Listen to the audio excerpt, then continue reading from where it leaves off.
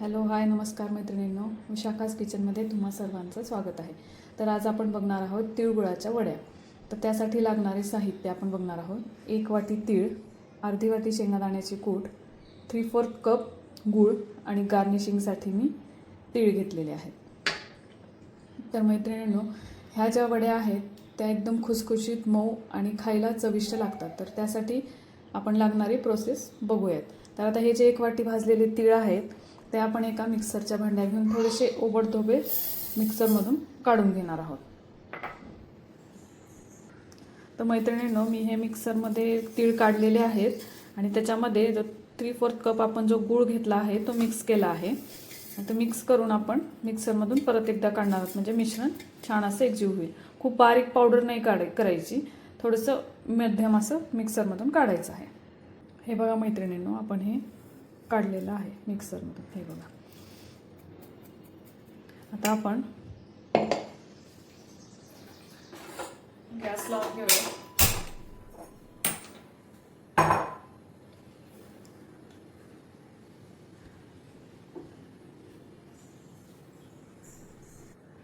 त्यामध्ये मी 2 चमचे तूप घेतलेलं आहे. त्यामध्ये हे मिश्रण आपण घालूयात.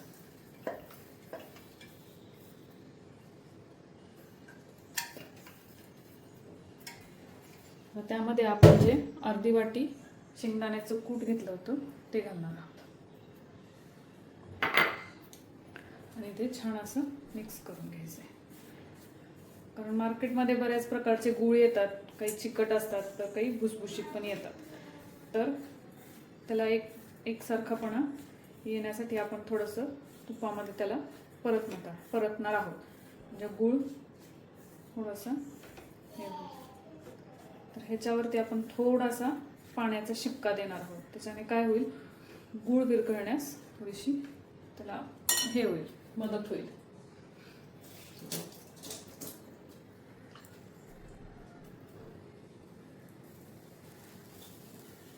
मीडियम फ्लेमवर ठेवायचं आहे.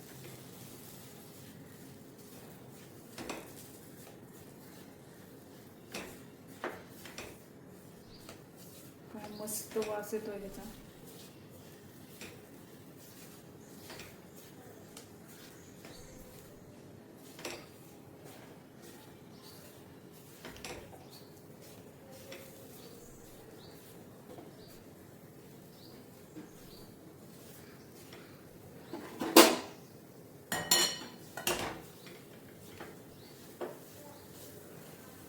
बघू शकता मिश्रण असं एकजीव होण्यास सुरुवात झालेली आहे.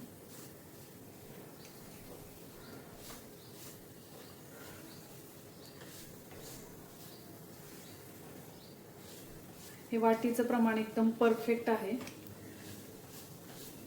त्यामुळे तुमची वडी तिळाची अजिबात चुकणार नाही आणि पहिल्याच प्रयत्नात तुम्ही परफेक्ट अशी तिळाची वडी बनवू शकता. हे न भाजता तुम्ही गूळ घालून ह्याचे लाडूही करू शकता.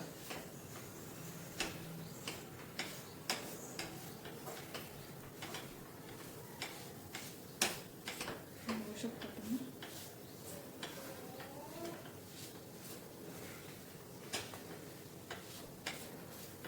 मिश्रण आपलं मस्त असं एकजीव झालेलं आहे. तुम्ही बघू शकता किती सुंदर असं मस्त एकजीव झालंय हे मिश्रण आपलं. आता आपण ह्याला एका प्लेटमध्ये थापून घेऊया, म्हणजे आपल्याला त्याच्या वड्या तयार करता येईल. तर त्यामध्ये मी जे गार्निशिंगला तीळ घेतले आहेत ते थोडेसे ह्याच्यामध्ये मी घालणार आहे. दिसायला खूप सुंदर दिसतं. थोडेसे तीळ ठेवले, आपण ते नंतर वरून घालूयात. मी गॅस बंद करून घेते. आता आपण ह्या प्लेटला थोडंसं तूप लावून घेणार आहोत. तर तुमच्याकडे बटर पेपर असेल तर त्याच्यावरही तुम्ही मस्त लाटून अशा थापून त्याच्या वड्या पाडू शकता. तुम्ही बघताय मी तूप लावून घेतलेलं आहे. त्यामध्ये आपण हे मिश्रण घालून घेऊयात.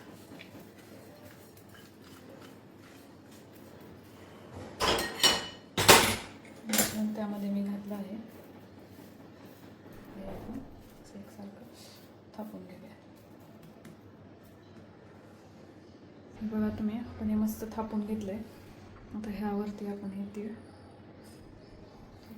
घालूया.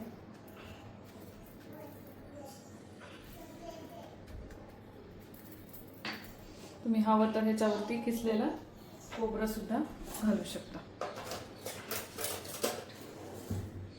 हे आपण कट करून घेऊयात.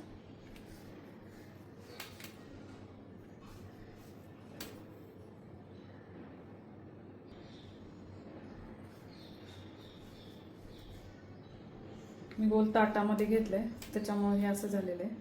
तर तुमच्याकडे चौकोनी पॅन वगैरे असेल किंवा प्लेट असेल तर तुम्ही त्यातही घेऊ शकता. तर तुम्ही बघू शकता आपल्या खुसखुशीत अशा सुंदर तिळाच्या वड्या तयार झालेल्या आहेत. तर मला कमेंट बॉक्समध्ये सांगा तुम्ही केलेली ही ट्राय केलेली रेसिपी तुम्हाला कशी वाटली आणि तिळाच्या वड्या कशा झाल्या. खायला एकदम सुरेख. मला कमेंट बॉक्समध्ये नक्की सांगा.